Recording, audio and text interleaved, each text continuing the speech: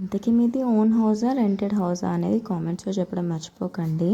మాదైతే rented house, job పర్పస్కి ఇంకా మేము వేరే ఊరికి వచ్చేసి ఇలా రెంట్కి అయితే ఉంటున్నాము. ఈ ఈ హౌస్లో రెంట్కి ఉండి దగ్గర దగ్గర మా పెద్దోడు కడుపులో ఉన్నప్పటి నుంచి ఇక్కడే ఉంటున్నాం అన్నమాట. ఎందుకంటే వేరే ఇల్లులు దొరకవు ఈ ఊర్లో, ఇంకా దొరికింది ఉన్న ఒక్క ఆప్షన్ ఇదే. సో ఇందాక ట్యాంక్ చూపించాను కదా, అలా ఉంటుంది. ఆ ట్యాంక్ కడిగే వాళ్ళు ఉండరు, ఓనర్లు కిందే ఉంటారు కానీ పట్టించుకోరు పెద్దగా, ఇంకా మనమే కడుక్కోవాలి. అదంతా కాదు అంటే ఆ ట్యాంక్లో వాటర్ 3 ఫ్యామిలీస్కి సరిపోవాలి. మాకు పక్కన పోర్షన్ వాళ్ళకి ఇంకా కింద ఓనర్ వాళ్ళకి. ఇంకా చాలా రోజుల నుంచి ఫేస్ చేసిన ప్రాబ్లం వాటర్ ప్రాబ్లం. ఫైనల్గా సొల్యూషన్ దొరికింది అనుకునే లోపు ఈ 1 మంత్ నుంచి నాకు మోటార్ ఓకే అంటే మోటార్ బాగానే ఉంది, స్విచ్ వేస్తాం కదా మోటార్ స్విచ్, అది హ్యాండ్ ఇస్తుంది అనమాట. అది ఎప్పుడు ఆన్ అయితే అప్పుడే ఇంకా మాకు వాటర్ మధ్యలోనే మళ్ళీ ట్యాంక్ నిండక ముందుకే ఆగిపోతుంది.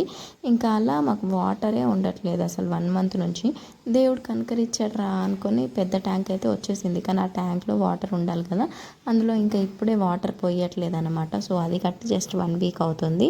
ఇంకా ఈ చిన్న ట్యాంక్ అయితే మొత్తం ఎంత గలీజ్గా ఉందో చూసారుగా, దాని మీద మూత ఉండదు, లోపల వాటర్ అయితే అంత డర్టీగా ఉంటాయి. కానీ ఇంకా తప్పదు, కడుక్కోవాలి అంటే మీ మొక్కలమే దాన్ని సాహసం చేసి కడిగాము.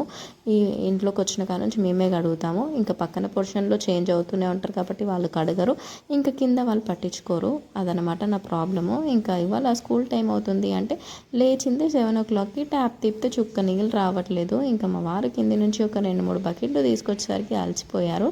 ఇంకా తీసుకొచ్చిన బకెట్లో వాటర్ వీళ్ళకి స్నానం చేపించి ఇంకా లంచ్ ప్రిపేర్ చేసి పెట్టేశాను. నిన్న ఇలానే అయితే మధ్యాహ్నం ఇచ్చాను లంచ్, కానీ ఇవాళ ఇంకా టిఫిన్ ఏం చేయలేదు, బ్రేక్ఫాస్ట్కి అనేసి రైసే పెట్టేసి ఇంకా తొందరగా లంచ్ చేసి వీళ్ళకి స్నానం చేపించి ఇంకా రెడీ చేసి అయితే పంపుతున్నాను స్కూల్కి. వాటర్ లేకపోతే ఏదో వెల్తీగా ఉంటుంది కదరా.